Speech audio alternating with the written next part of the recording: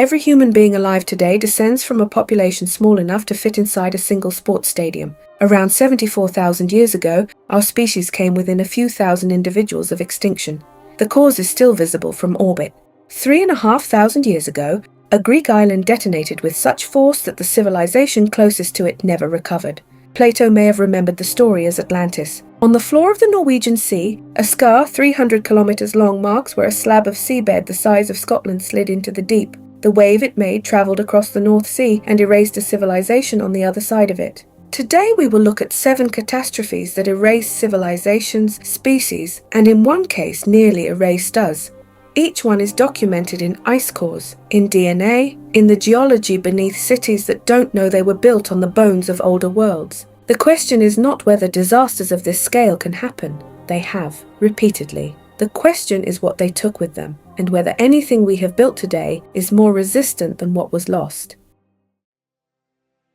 Approximately 74,000 years ago, on the island of Sumatra in modern Indonesia, the Earth detonated. The Toba Supervolcano produced the largest volcanic eruption of the last 2 million years. It scored an 8 on the Volcanic Explosivity Index, the highest classification possible. The 1980 eruption of Mount St. Helens was a 5. Each step on the scale is a 10-fold increase in ejected material. Toba was 1,000 times more powerful than the eruption that flattened Washington state. The volcano expelled an estimated 2,800 cubic kilometers of material. The caldera left behind, now filled by Lake Toba, is 100 kilometers long and 30 kilometers wide, a scar so massive it remains visible from orbit. Ash from the eruption has been identified across the Indian Ocean and as far west as Lake Malawi in eastern Africa, over 7,000 kilometers from the source.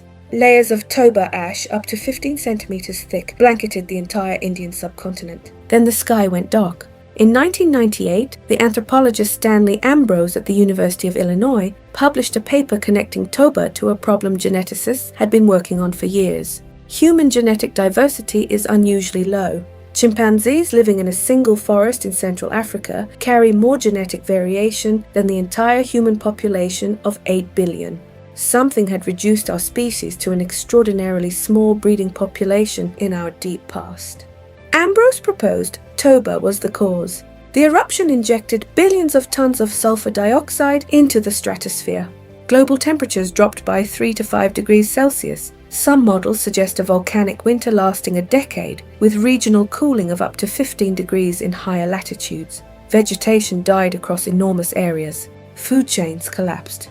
The growing seasons that early human populations depended on vanished under ash-darkened skies. The genetic evidence suggests the breeding population of our species fell to between 3,000 and 10,000 individuals. Not 3,000 in a single region. 3,000 total on the entire planet.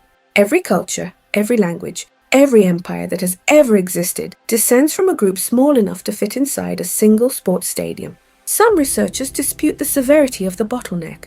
Archaeological evidence from sites in Africa and India suggests some populations persisted through the eruption without obvious disruption.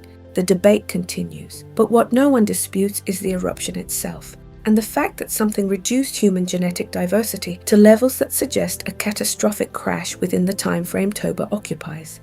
If the bottleneck happened, and the genetic evidence is hard to explain otherwise, then the entire trajectory of human existence balanced on a few thousand people surviving a sky that had turned to poison. Every word being read on this screen, every memory anyone has ever had, exists because that small group did not die. But Toba is the oldest catastrophe on this list. The next one happened in recorded human history, on an island people sailed to for trade, and it may be the source of the most famous lost civilization in legend. 72,000 years after Toba, a smaller volcano on the other side of the world ended the first great civilization of Europe. On the Greek island of Santorini, beneath layers of volcanic ash, the archaeologist Spiridon Marinatos uncovered in 1967 the remains of a Bronze Age city called Akrotiri. It was preserved like Pompeii multi-story buildings, paved streets, sophisticated drainage, frescoes painted in colors that had not faded in 3,500 years. There were no human bodies. The people of Akrotiri had felt the warning. Days or weeks before the eruption, the ground shook. They evacuated. They took their valuables, their livestock, their children. When the volcano detonated, the city was empty. Whether the evacuees survived what came next is another question. The Thera eruption of around 1600 BC was one of the most powerful volcanic events of the last 10,000 years. It ejected roughly 60 cubic kilometers of material, 4 times the volume of Krakatoa in 1883. The center of the island collapsed into the sea, leaving the crescent-shaped caldera visible today. Ash from the eruption has been identified in sediment cores across the eastern Mediterranean and as far away as Greenland's ice sheets. The tsunami it generated traveled south. 110 kilometers from Santorini lay the heart of the Minoan civilization Crete, home to the first advanced culture in European history. The Minoans had built palaces at Knossos, Phaistos, Malea, and Zakros. They wrote in a script we still cannot read. They ran a maritime empire that no one had matched before them. Models by the tsunami geologist Kostas Sinolakis at the University of Southern California estimate waves of 9 to 15 meters struck the northern coast of Crete within 30 minutes of the caldera collapse. The Minoan fleet, the foundation of their economic and military power, was likely destroyed in a single afternoon. Coastal settlements were obliterated. The harbors that connected Crete to its trading partners stopped functioning. Within a generation, Mycenaean Greeks from the mainland who had been subordinate to the Minoans for centuries moved into Crete and took over the palaces. The Minoan language disappears from the record. The civilization that had taught Greece how to build with stone, how to write, how to sail, was simply absorbed. In 1909, the British archaeologist K.T. Frost proposed that the destruction of Thera was the historical foundation for Plato's story of Atlantis, a powerful island civilization destroyed in a day and a night by catastrophe and swallowed by the sea. The dates match, the geography matches, the pattern of sudden destruction followed by total disappearance matches. Whether or not Plato had heard the story of Thera echoing down through 1,000 years of Greek memory, the Minoans were Atlantis as far as the historical record can demonstrate it. Thera killed with fire and water. The next catastrophe killed with neither, and the wave it made travelled to a place that no longer exists on any map. In 1979, geologists surveying the Norwegian continental shelf for oil and gas noticed something on their seafloor maps. A massive scar ran along the edge of the shelf, 300 kilometers long, dropping from the shallow seabed into deep ocean. The pattern looked like a landslide, but on a scale that didn't seem possible. It was a landslide, the largest known submarine landslide in human history. About 8,150 years ago, a section of the Norwegian shelf the size of Scotland detached from the seabed and slid into the deep. The volume of material that moved was roughly 3,500 cubic kilometers, enough to bury the entire United Kingdom under 30 meters of sediment. The slide happened in minutes. The wave it made was unprecedented. Models published by Peter Tolling at the National Oceanography Centre in Southampton, working with Norwegian and Scottish geologists, reconstructed waves of 20 to 25 meters along the Norwegian coast. The Shetland Islands, directly in the wave's path, were struck by walls of water that left sand deposits 80 metres above modern sea level.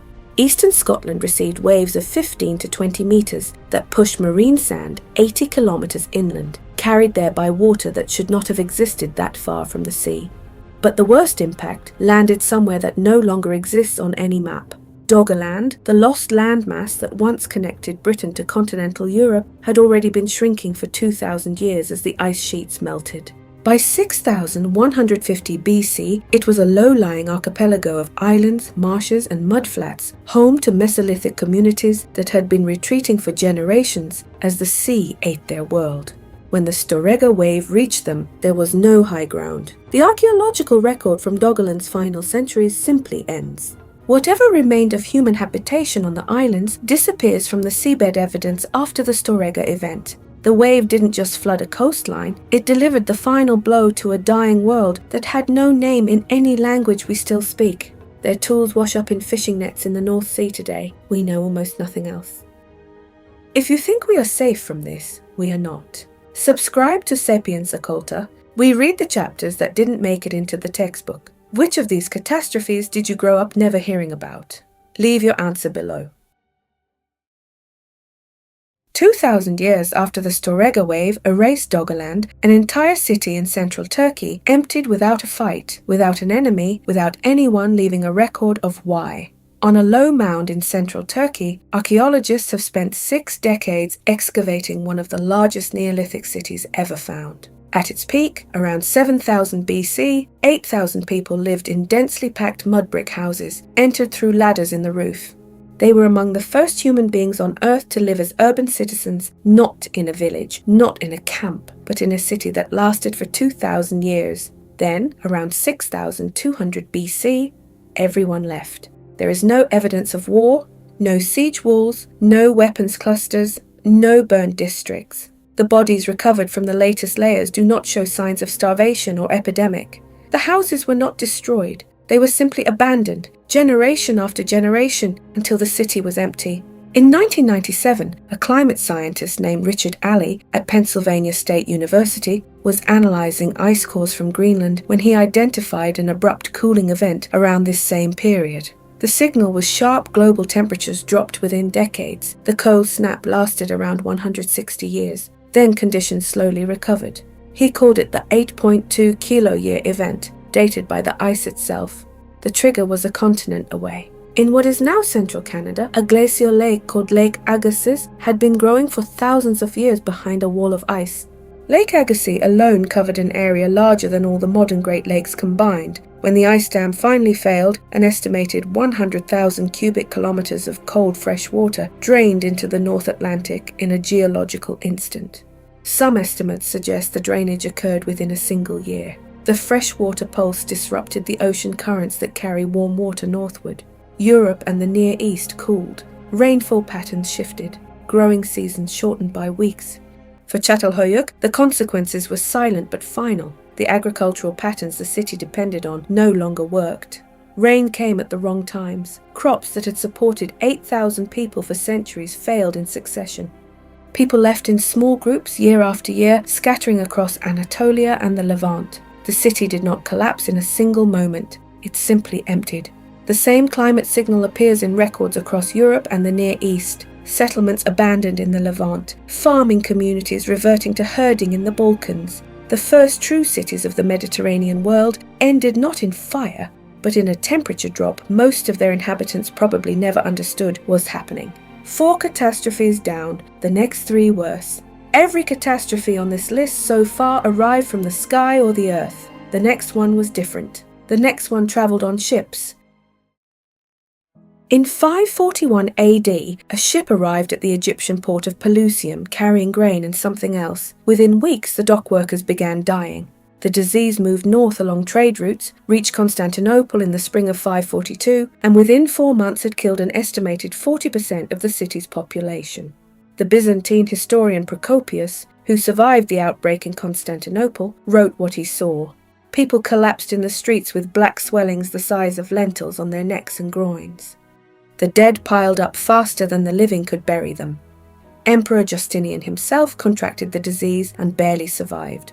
Procopius estimated 10,000 deaths per day at the peak. Modern historians consider the figure exaggerated, but only slightly. For 1,500 years, no one knew exactly what had killed them. In 2013, a team led by Michael McCormick at Harvard University extracted ancient DNA from the teeth of plague victims buried in Bavaria. The bacterial signature was unmistakable. Yersinia pestis, the same pathogen that would later cause the Black Death of the 14th century.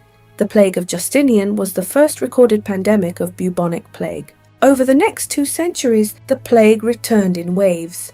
By the time it burned itself out around 750 AD, it had killed an estimated 25 to 50 million people across the Mediterranean world, roughly half the population of late antiquity. The strategic consequences reshaped the map.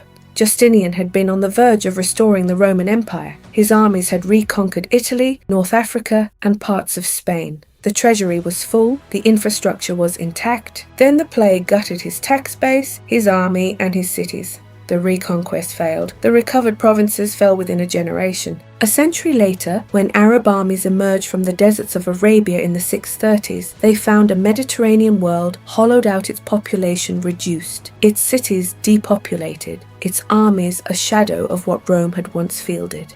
The speed of the early Islamic conquests is partly a story of brilliant generalship, but it is also a story of empires that had been bled to the bone by a disease that arrived on a grain ship 100 years earlier. The plague was a slow killer. The next catastrophe was faster, and the evidence for it sits in tree rings on 3 continents. 1600 years before the plague reached Constantinople, a volcano in Iceland erupted and pulled the climate out from under the entire Bronze Age. In the 1990s, an Irish dendrochronologist named Mike Bailey at Queen's University Belfast began building a tree ring chronology from preserved oak trees in Irish bogs. His goal was a continuous timeline reaching back thousands of years. What he found in the rings dating to around 1159 BC was a problem.